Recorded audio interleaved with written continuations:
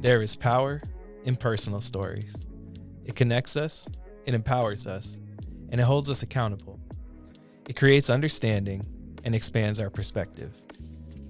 This is Big in the Community with Jonathan James at the Kalamazoo Promise, a podcast aimed to highlight local leaders, collaborators, and innovators in the greater Kalamazoo community. In this episode, I sit down with Tim Terrentine, founder and chief translator of Translators Consulting Group. We talk about the workforce, leadership, and somebodyness. Anyway, we're going to start right into this with the quote. Okay. Peace is not unity in similarity, but unity in diversity in the comparison and conciliation of differences. That's Mikhail Gorbachev. So we have a really phenomenal guest today. I just want to say that. My name's Jonathan James, two same letters for my name. And today we have Tim Terrentine here with us. Welcome. It's good to be here with you. Hey, thank you. Thank you for taking the time, So you mind introducing yourself, telling us a little bit about yourself, what you're doing nowadays? Sure. So thank you for having me, first of all. And I've seen the podcast, I've seen the guests, I've seen the conversations. I just want to applaud you and the team here in the studio. You all are doing great work. And part of what I do every day is centered around this idea of somebodyness, right? That everybody is somebody. And because of that, we move a certain way, right? That I adjust what I'm doing around that truth. And stories are at the center of somebodyness, right? What makes us unique is really about our experiences. And so whether you know it or not, you're doing somebodyness work. And I just want to thank you for that and applaud you for the courage and the time and attention it takes to not only listen for stories, but to then produce them in the way that you're doing it. So kudos to you and to the team. I salute you and thank you for that opportunity to be here with you and to be a part of something so cool as the Kalamazoo Promise, and then, of course, this podcast. Now, you asked me about what I'm doing. I am blessed to lead a company that I own called Translators Consulting Group. And the idea is that we want to help create meaning and understanding where there's confusion and chaos.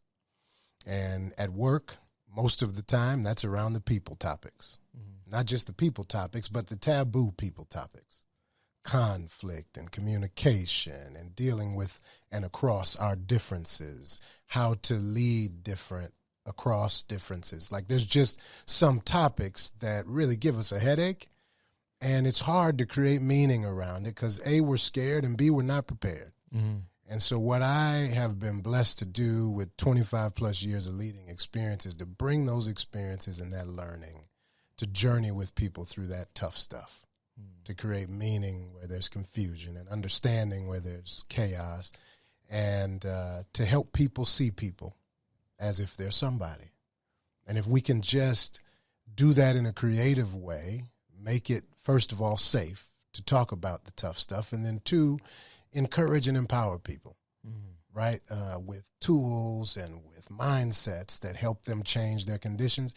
That's what I've always wanted to do, and I just got a chance in my 40s to do it on my own, in a business I own, and that has been the blessing of a lifetime, and it's really been a purposeful kind of thing for me to be able to do that every day. And so that's what I'm up to, helping people, encouraging people, equipping people, also that people come to work knowing they're somebody and that they can bring their somebodyness to their work.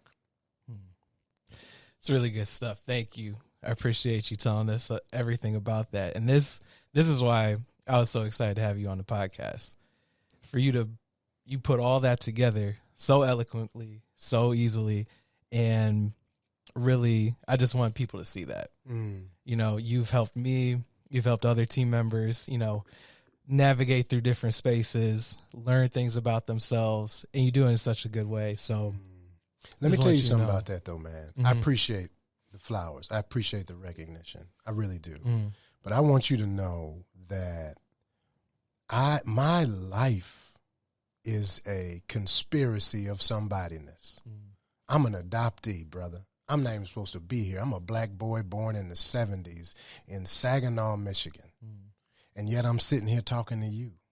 I clearly recognize that I have received grace and blessing, and I've had mentors take time with me, people who were doing amazing things, who had their own families, who had their own interests, their own careers, and yet they would take time to sit down with me. So now after 25 years of all this experience, I'm going to turn around and shut that door? Come on, man. What are you talking about? I'm not here without people helping me, being with me, without a God looking out for me. So I don't, at this point in my life, if I'm not willing to turn that around, and that's something wrong with you, it's something wrong with me, right? And so though I appreciate the recognition and I accept it because I work hard at it. However, I don't know another way. And if I don't pay it back, I really am not worthy to receive the blessings I have if I'm not willing to pass those on. So for me, it's deeper than just working and helping. It's my very existence is here because other people took time with me. Other people helped me. Other people saw me when I couldn't see myself. Other people stood with me while others were shooting at me. Once you've experienced all that, brother, your purpose is different. You move different, and you're unapologetic about it. I'm sorry that we took. No, you're good. But I wanted to say that to you that and that's part of what I need you to replicate. You brothers to replicate, right? That if you've been a recipient of something, the world needs people willing to invest in something bigger than their own interests right now. We all caught up in our own stuff. And if you can see others and you got something to give, doggone it, give it. Don't hesitate. And if you need something, give it. That's what's going to change this environment. That's what's going to change the workplace. That's what's going to make a difference for people. We got to have some folks willing still to give it out. And, yeah, that's what it's about for me, man. Amen. I feel like I'm getting a sermon right now. This is good. So you've been described as a translator. What does that, before we get into your story, what does that word translator mean to you? Everything. Because when I was coming through leadership, I mean, there's a beautiful mosaic of leadership in Southwest Michigan right now. We got a lot of people from different backgrounds and key roles doing all kinds of cool things. But when I came on the scene, it wasn't necessarily that. In most rooms I was in, I was the youngest by almost a decade, and usually the only person of color, if not one of a couple, right? And so in my 20s, I was in rooms with 50 and 60-year-olds trying to learn these environments I wasn't prepared for. I just didn't know. Yeah.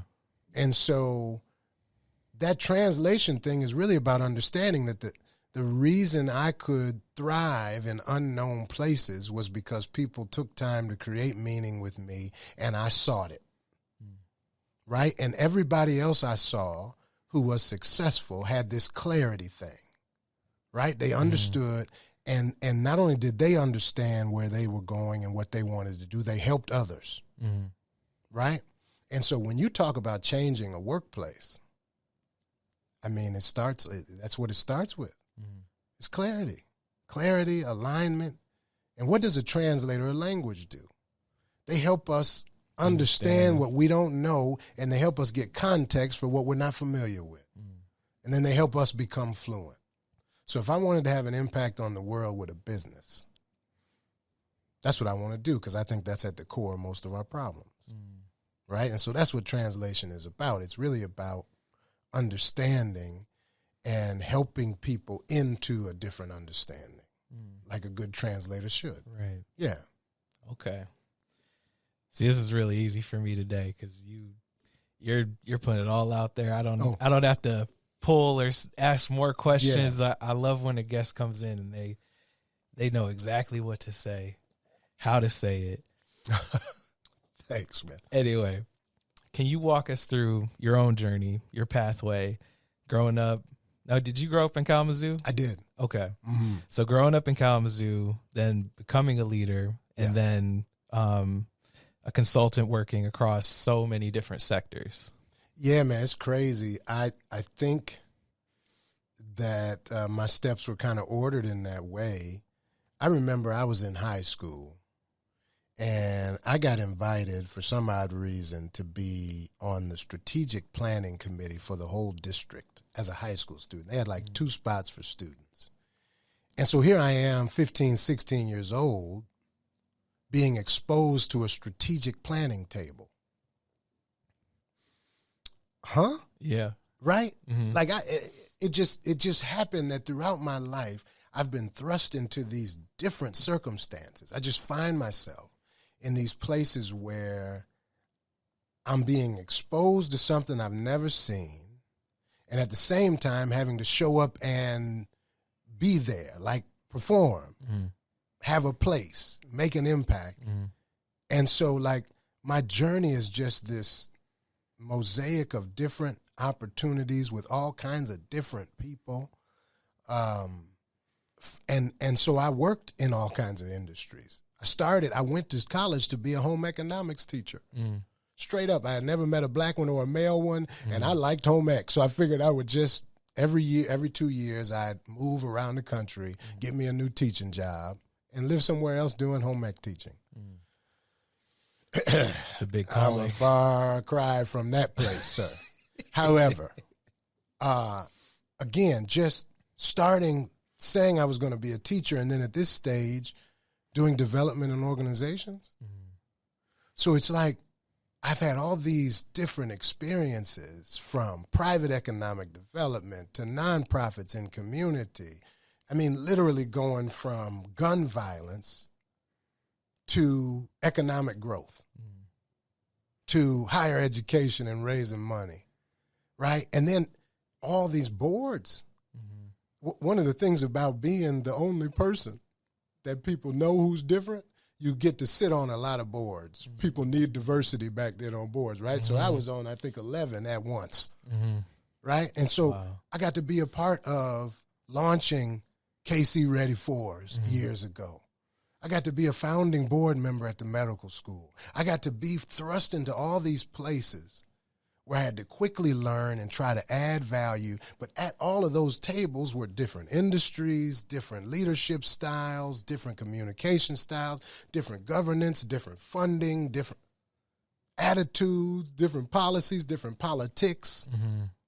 I'll tell you a story real quick, and then I'm going to be quiet because I know we don't got so much time. But look, you're good. I remember going into one role, and my boss at the time, my onboarding was a list of 250 companies. It was a list of 250 companies, and my instructions were to go out and see what they needed and help them know it's a good place to be right here in Southwest Michigan. That was my first assignment, to go cold call 250 companies. Not only get on the phone, and it was actually a phone with a cord on it, call these people, get an appointment, go see them, get them to tell me what's going on with their business, and then help convince them they should keep doing it here. 250 strangers. That's how I started. Now, again, at the time, I didn't know to ask no questions. I just knew that's what I had to do. So you just figure it out. Now imagine 250 different companies across all those industries. Every one of those conversations gave me a wealth of wisdom and perspective, ways people do things, reasons people do things, motivations, finances, politics, HR. All. That's been my life. A mosaic. I keep bringing up that word. I'm thinking about those paintings that are made of 1,000 little chips, and they make a picture. I feel like that's my life. I haven't had a real straightforward, one kind of way living.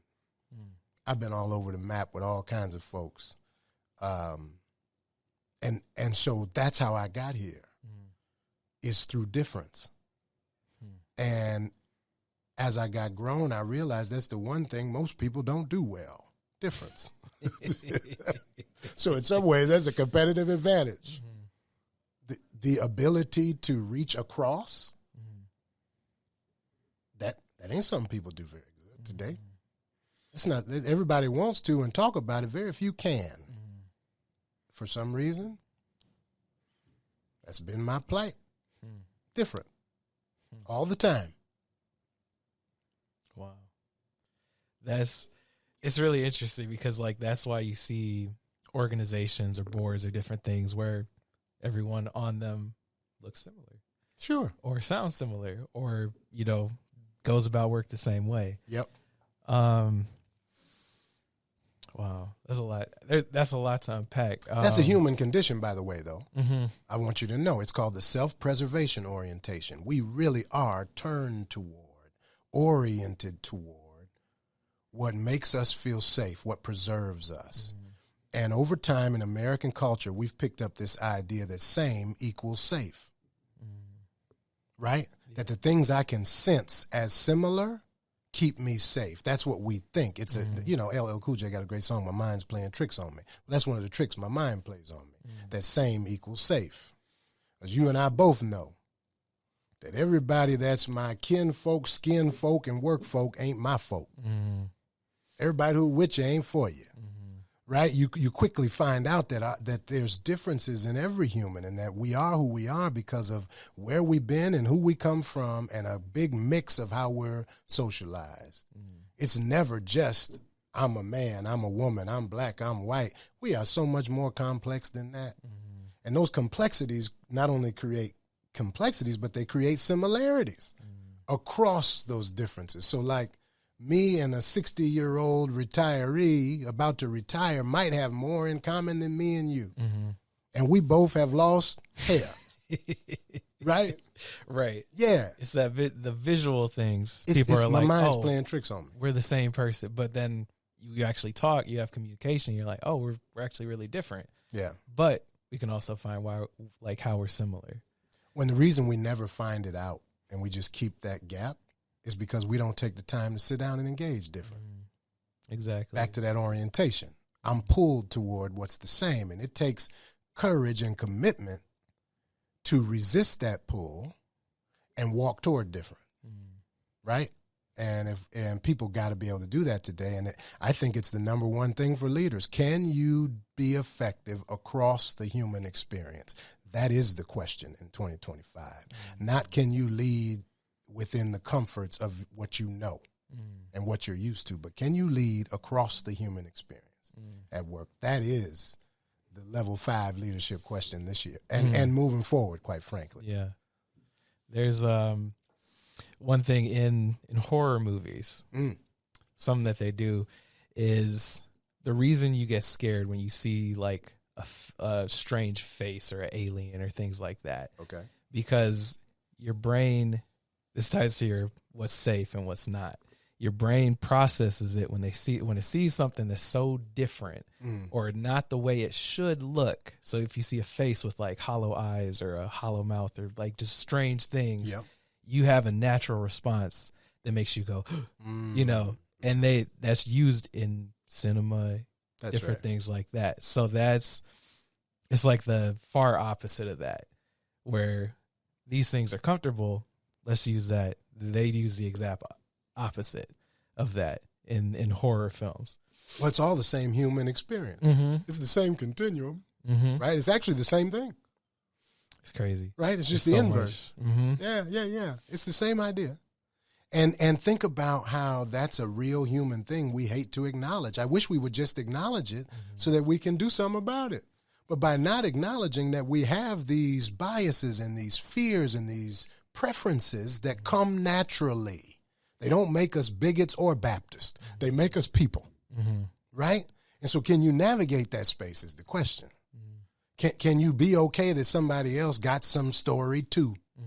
And it just might be different than mine, right? That's really important to my work, and it's really important to leadership. There might be similarities in there too. Come on now. So, just so we keep it moving. I'm this sorry. is good stuff. I know. So you've worked in education, nonprofit, government, healthcare, economic development.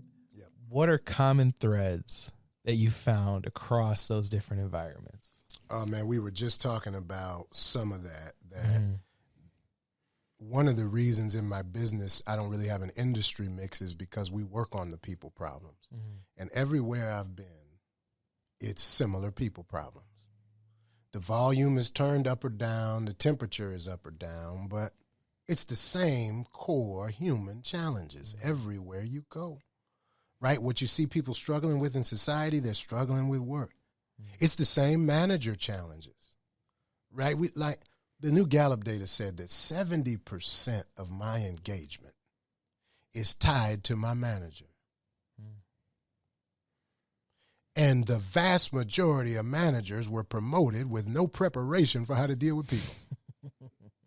Now you get what I'm saying? Now that's a universal challenge for folk that we got to deal with. We got to wrestle with. That's a similarity. The other thing I have found is that there's always my mama calls it a remnant of people, a leftover group of folk who just seem to care. And that small group of committed people, they carry organizations and they carry culture and they fight for what we really want at work. And in every organization, there's those people or that person that everybody goes to that kind of represents what we want to be. There's those lights in every organization too, right? And even across whether or not you're for-profit or nonprofit, doesn't matter what you're after. It matters how people work together while you're after it. That's what makes the difference. That's the issue, and that's in every type of org I've noticed, right? The other thing I've noticed is that leaders matter. Leaders really do matter. The people in charge, the people with the mic got the power. The people who set policy matter. How they think, how they see things, how they approach things really do set the tone for how things will go. And their willingness to be courageous, to rethink what they think they've already thought through, to be a human with people, to treat everybody like somebody, that matters every day. And so leadership is important, the same human problems, the same human lights that turn on. And then the other thing I've learned is that there really is a difference between organizations who live what they say and organizations who don't. There's a real difference.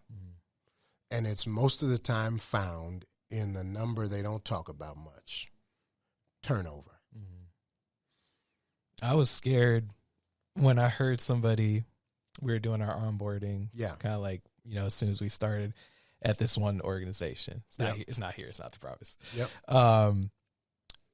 But my coworker or future coworker, he asked, what's the turnover rate? Why do people leave? And at first, my young self, I was like, why would you ask that? Don't bring that up. Right. Yeah. So that's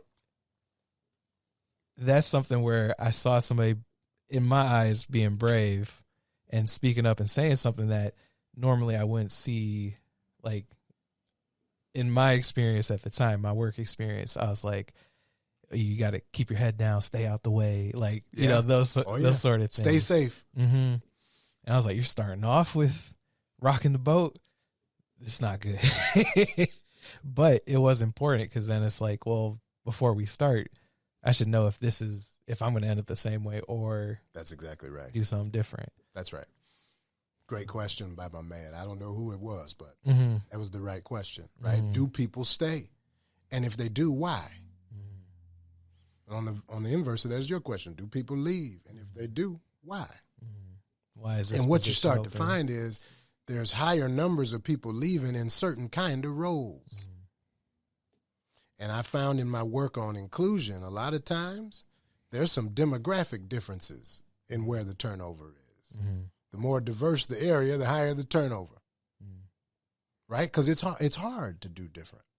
And so it's just I've noticed some of these dynamics across all these organizations, and that's why, we do the work we do because we want to deal with those things that just persist, and we don't really deal with them. Right. And so I've noticed all these patterns over these years, and I'm like, man, I'm tired of ignoring the truth about some of these things. Let's just work on them. Mm-hmm. It's easy. It's easy to act like there's not a problem. Yeah. Or to just remove the problem. I've done it a million times in my own life. I say none of my work with any. I tell every group I get up with, hey, y'all, the one who's teaching is first in line for students, right? Because everything I'm teaching and coaching, I've struggled with in my own life. And some of it I'm still not where I want to be. But I'm working on it. I'm becoming, right, over time. Go ahead. I'm going to let you be quiet. That's important stuff. Because that if you're set in your ways, it's kind of impossible to actually grow. Oh, yeah, so, you're through.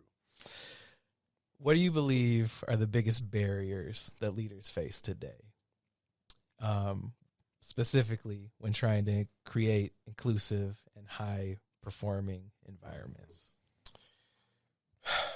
Lack of self-awareness is number one. Can I see me?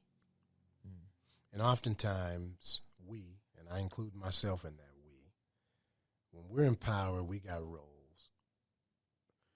The pressure can be such that we forget the basics. And over time, people get burnt out. They get tired. They get offended. They get pushed and prodded and squeezed between values and organizational interests, that what they know they could or should do and what they have to do by the end of the quarter. There's just things that happen to leaders over time. And when I stop being able to look in the mirror, I can become anything. And most of us, myself included, have been in seasons of our leadership where you're so wrapped up, you actually don't just become worse, you become what you don't like. And you can't even see it. Right? And so if there was one thing I do first, as with every client, and you know this, we always start with the self.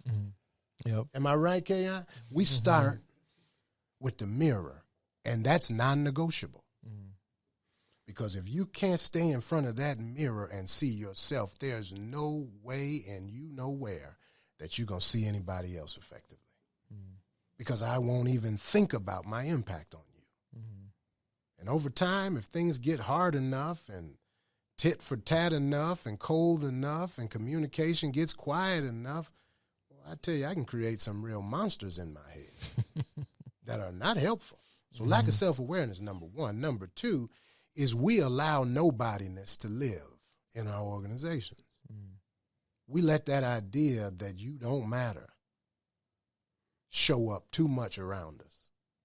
We watch people literally wilt in front of us at work. We watch people's performance and engagement. They come in a meeting, it's August, September, October, they still ain't spoken a meeting. And we just let it go. Ain't nobody said nothing. Person's clearly disengaged, got their middle fingers up toward the air at work. They come to work with their fist balled up, and ain't nobody said nothing. It's been going on for 2 months.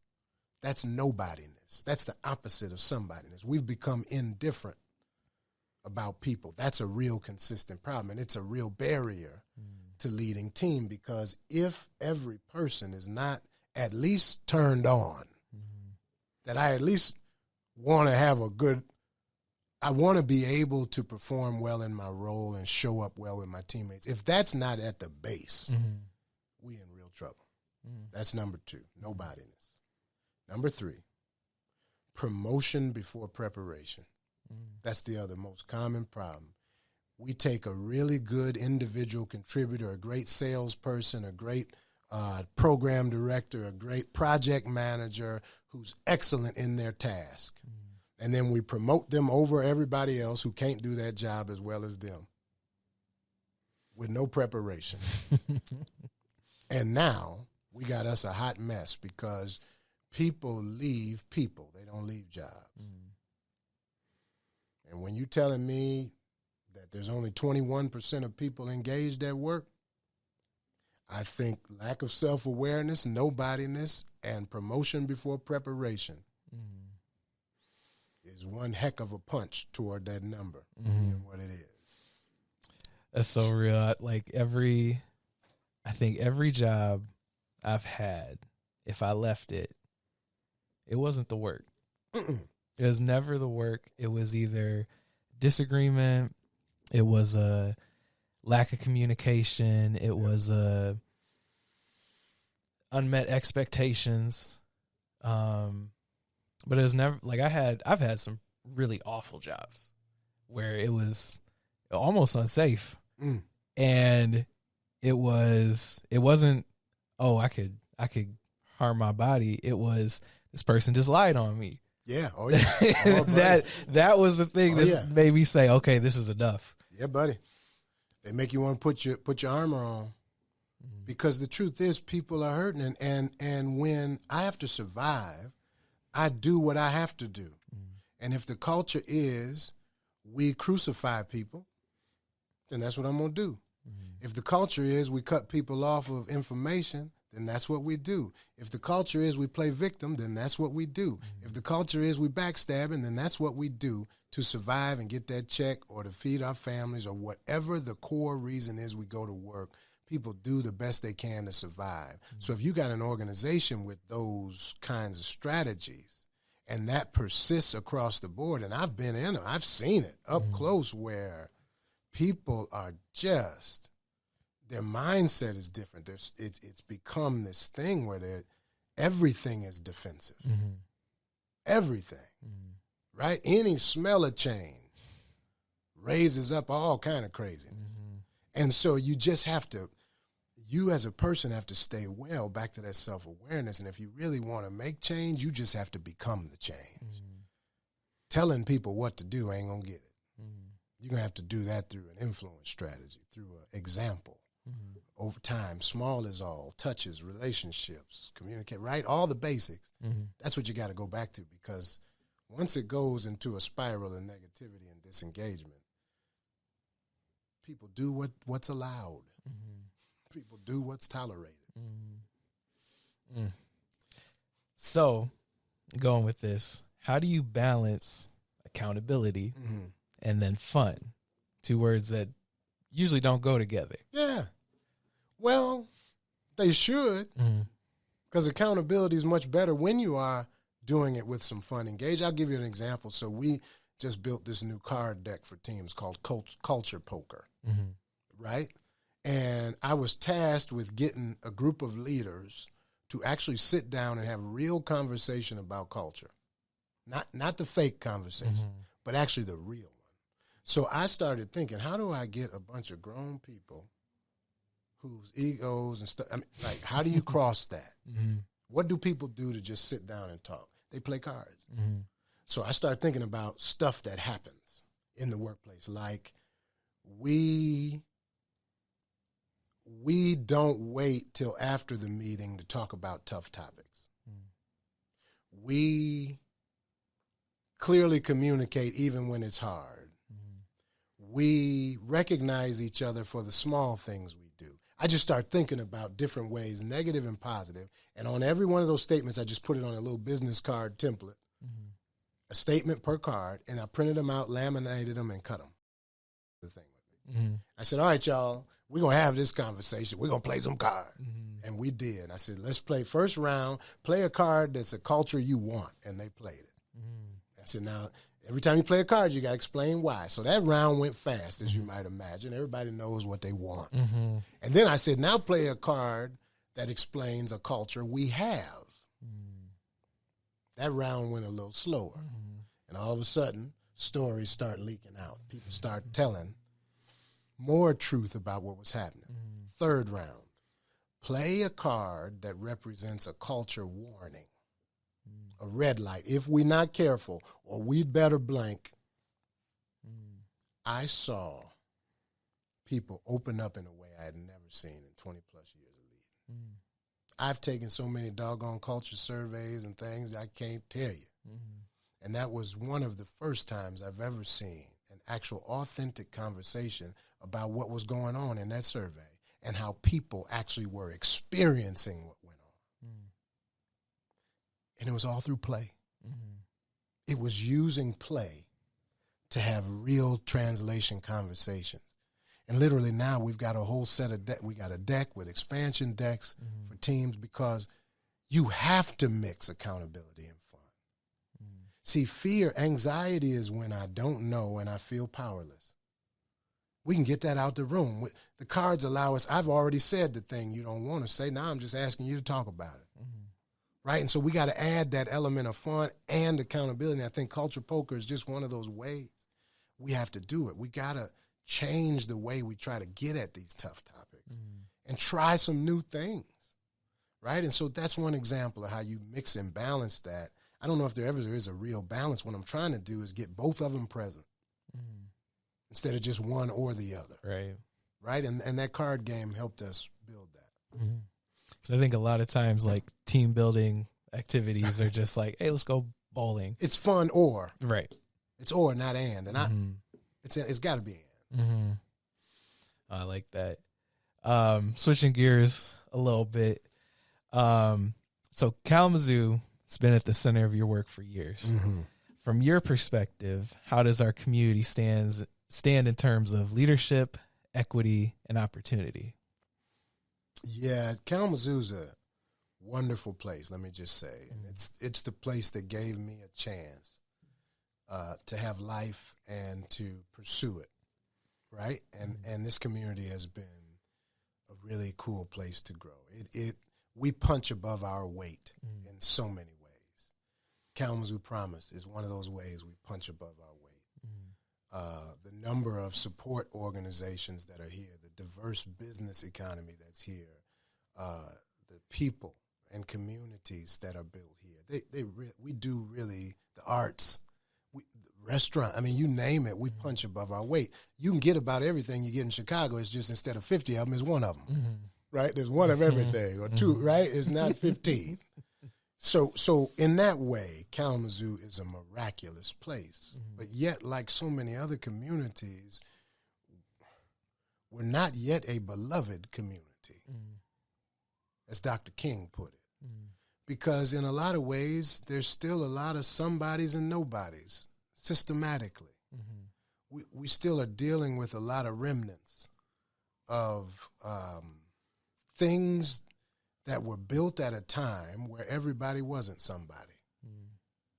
And sometimes unaware, we can persist in those things. And so Kalamazoo is a place like no other place.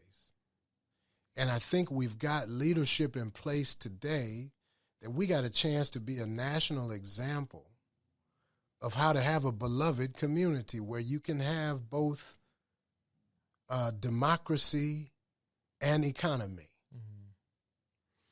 You can have both growth and you can have community care, where you can have a robust economy and a robust workforce.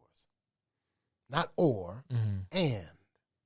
And there are cities all over the country, many of them right here in Michigan, who are about our size, who were once like this, and now find themselves with tumbleweeds rolling down the main streets, where once paved roads are now dirt roads because they don't have the tax base, because they don't have the people thing right, and they didn't get the economy thing right. They picked one or the other.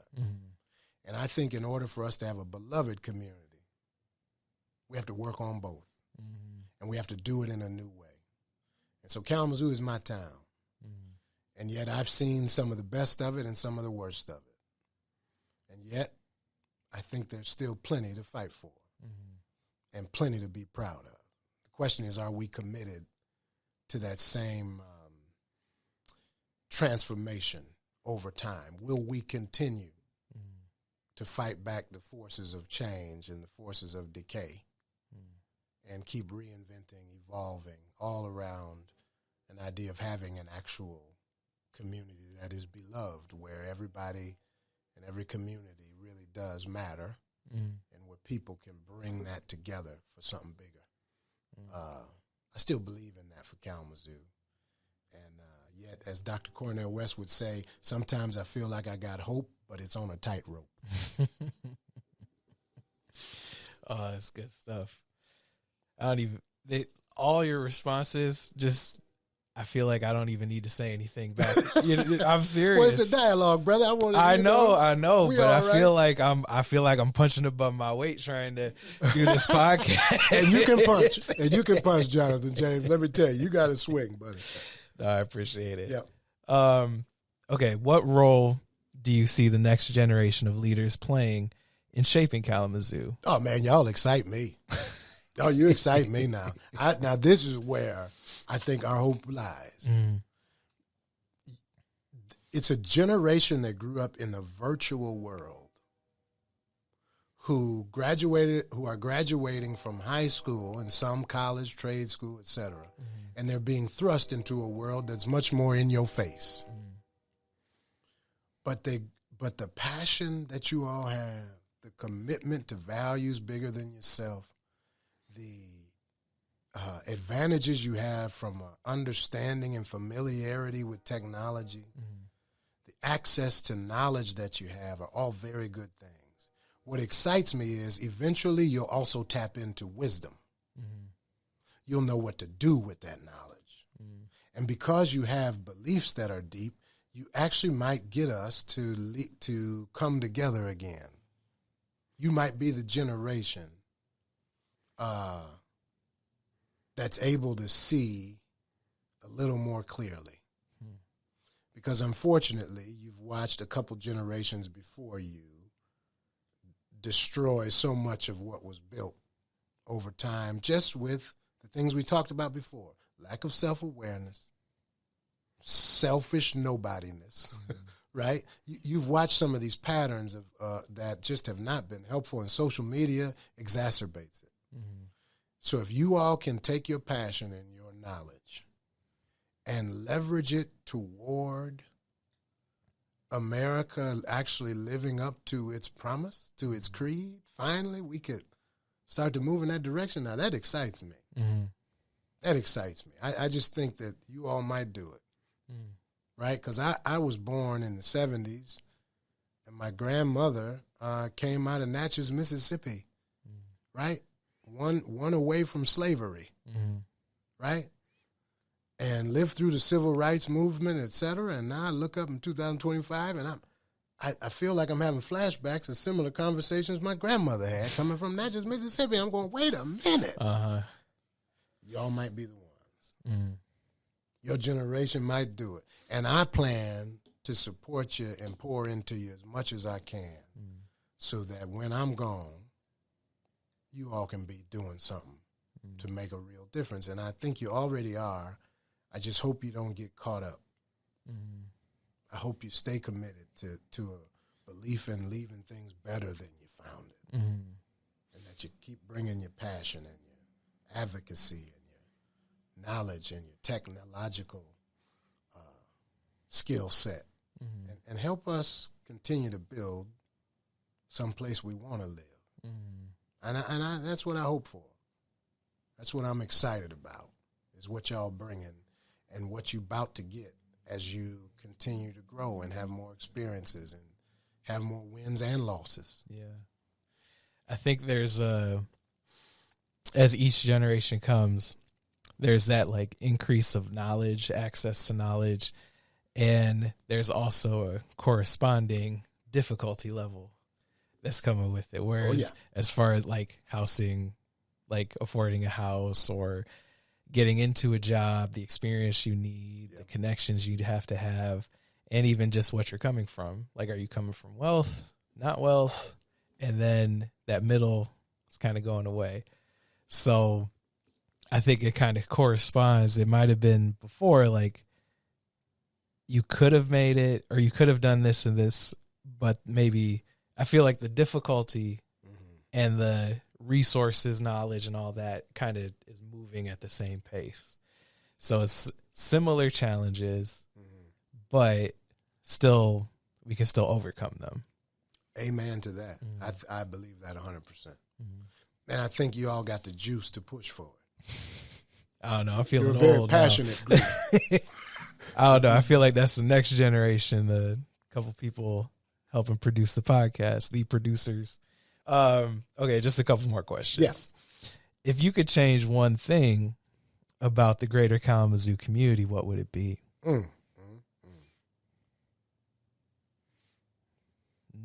Nothing gets in the way either. I think eventually we're going to have to deal with poverty and the promise.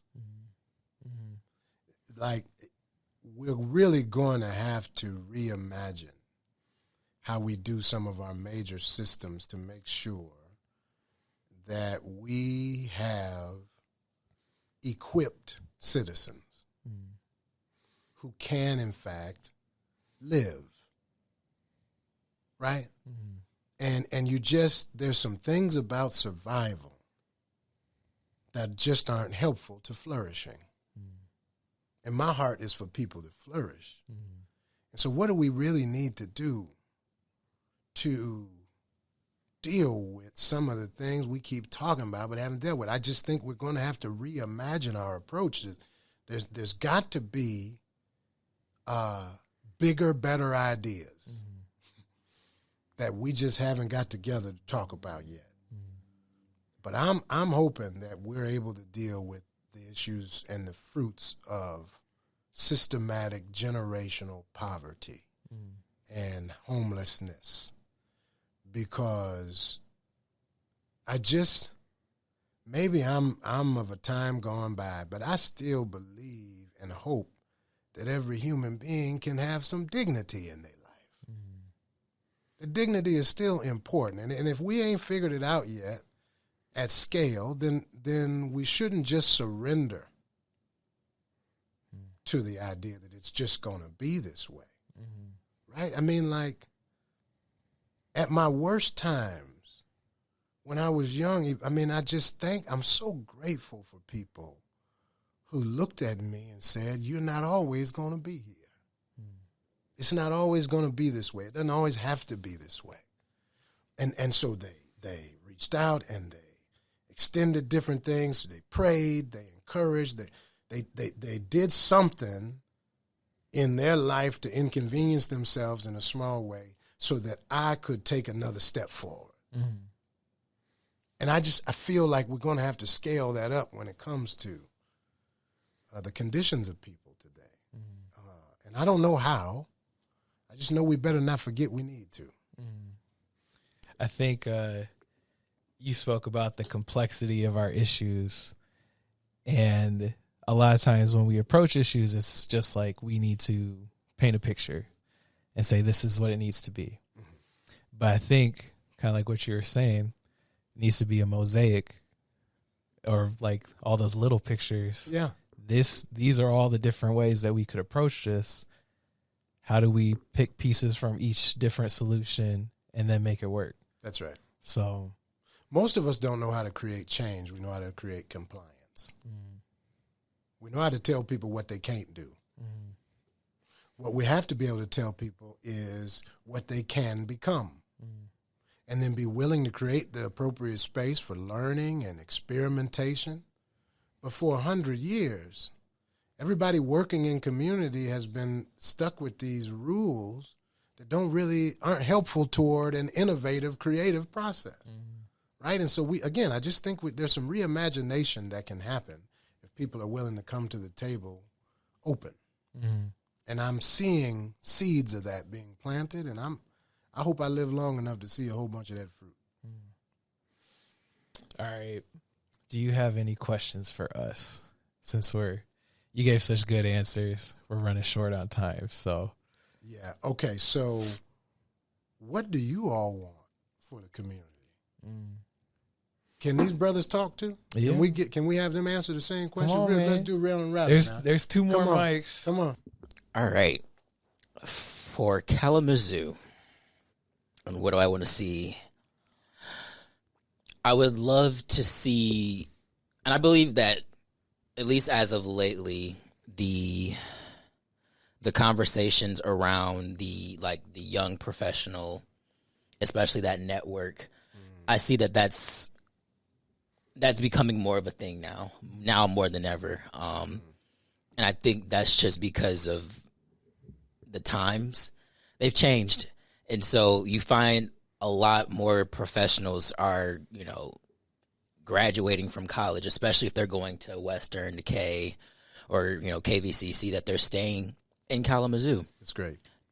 Which is a great thing. And so I think just seeing more of those environments fostered to cater to us, because as we hear a lot of the times, we are the next generation of leaders to take what we have now and take it to the next level. But I want Kalamazoo just to keep pouring into that and keep fostering that sense of the fact that if we can go to school here, if we can graduate here, that we can also live here. We could also thrive here. We could also have fun. Not the or, it's the, like you mentioned, it's the and. Right. Yeah. That's just, I want to see us get a little bit bigger. Just a means of having more resources, more access to things, more pride in our city. I think that's really the biggest thing. Is I want to be able to, not to say that I don't. I love Kalamazoo. I proudly rep it every time I go somewhere. I tell people I'm from Kalamazoo. They're like, "Where's that?" About 2 hours from Detroit, 2 hours from Chicago, in between. That's right. But I would love to see the city develop and the people in the city develop more of a pride, and not to feel like it's a regret to be from Kalamazoo. Mm-hmm. I'm from Kalamazoo. No, I'm from Kalamazoo, home of the Kalamazoo Promise, home of these wonderful institutions, home of a lot of different resources, community organizations, things of that nature. I just want to see us develop more of a pride for represent it. That's right.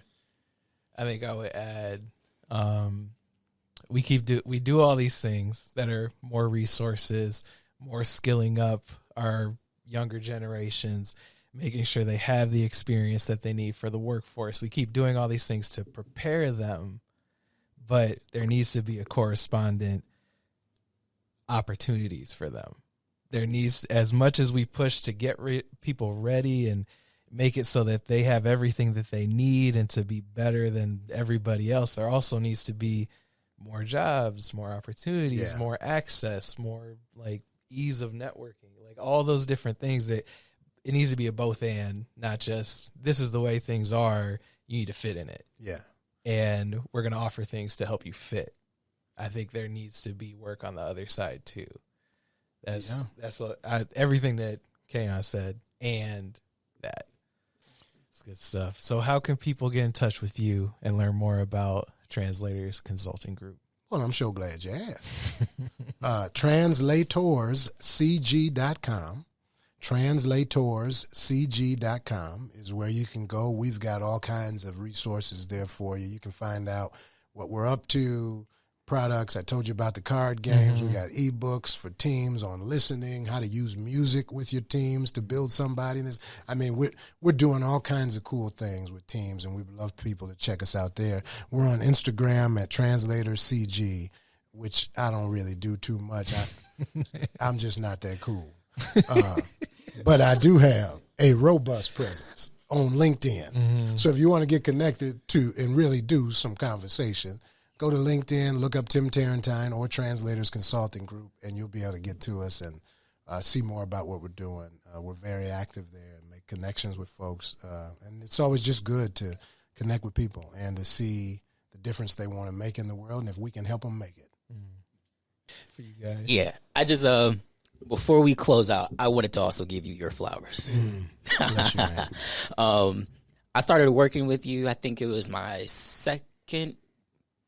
maybe second or third year here, at least full time. Yeah. I want to say. And I want to say we started working together at a very interesting time in my life, both professionally and personally. I think me coming of age was a lot of what that had to deal with, and me, having to unlearn some things, both personally and professionally. And having someone to be able to bounce that off of, to also counter that with a lot of like introspection, with, ways that I can challenge my own thinking. The things that I had felt, or the things that I were thinking, I was able to feel challenged and be able to challenge those thinkings to where it was able to make me think about, why have I been thinking like this? Why do I feel like I've been acting like this? Why do I feel like I've been moving the way I've been moving, and where does that come from? And then as well as how can I adjust, pivot to where I'm going? And I can remember a lot of our sessions that we had, you always kept at the forefront.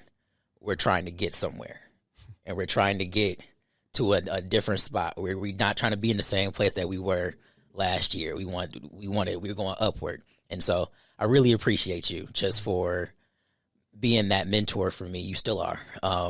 But at that time in my life, it meant a lot that somebody could see me in a different way that I seen myself, and to be able to offer so much compassion, encouragement, and even, some of those tough moments where I had to realize some things. I'm like, oh.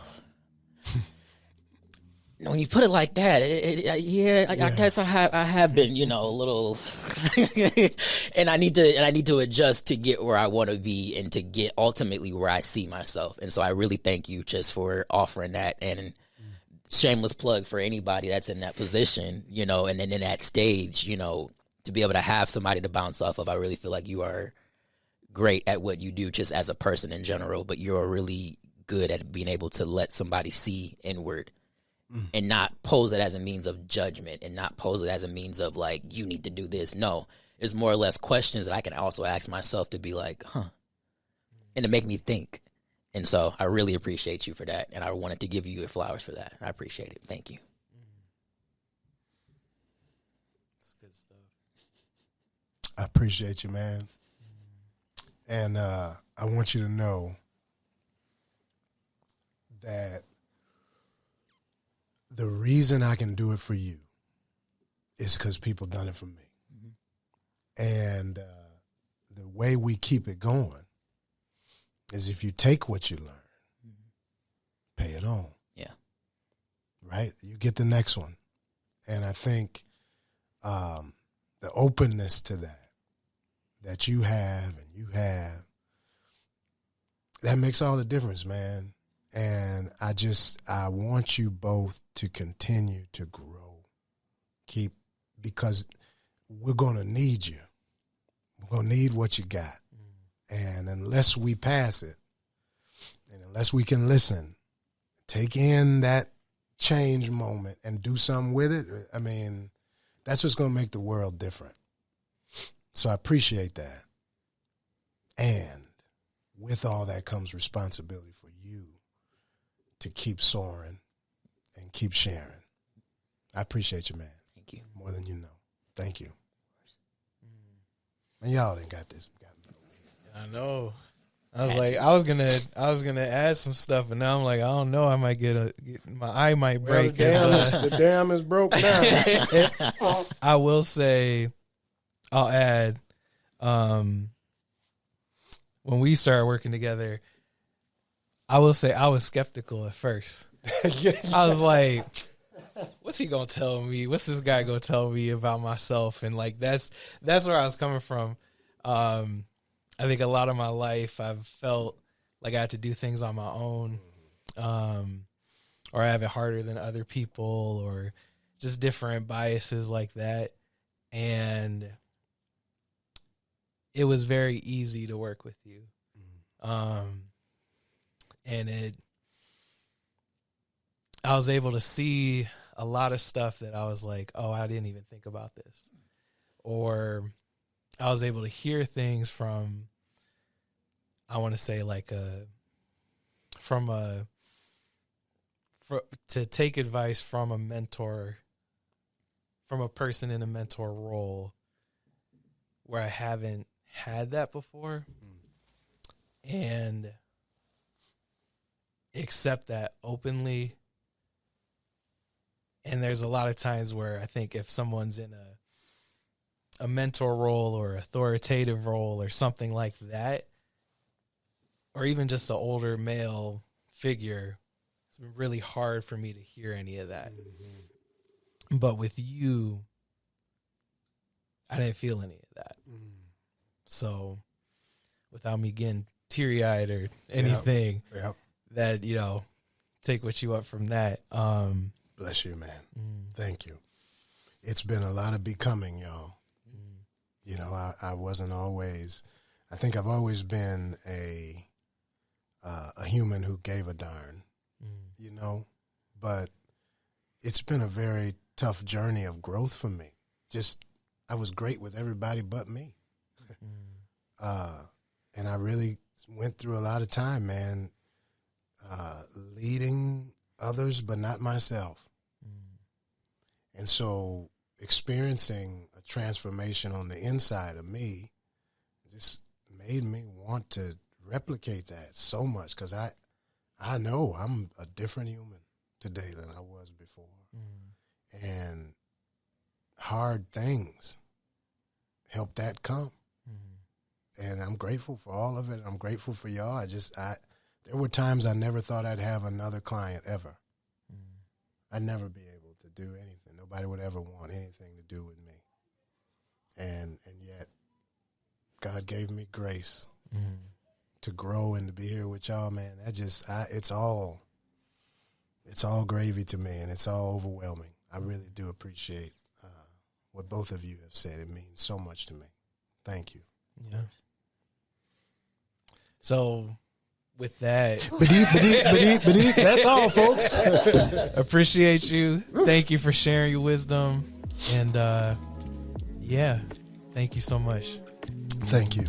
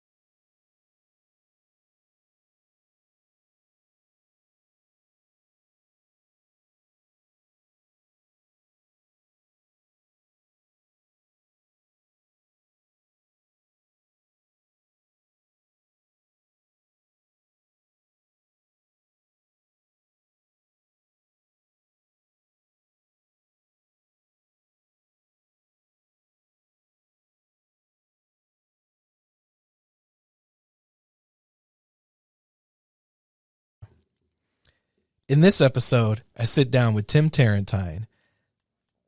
I forgot his title. I wasn't ready. All right. In this episode, I sit down with Tim Terrentine, founder and chief translator of Translators Consulting Group. We talk about the workforce, leadership, and somebodyness.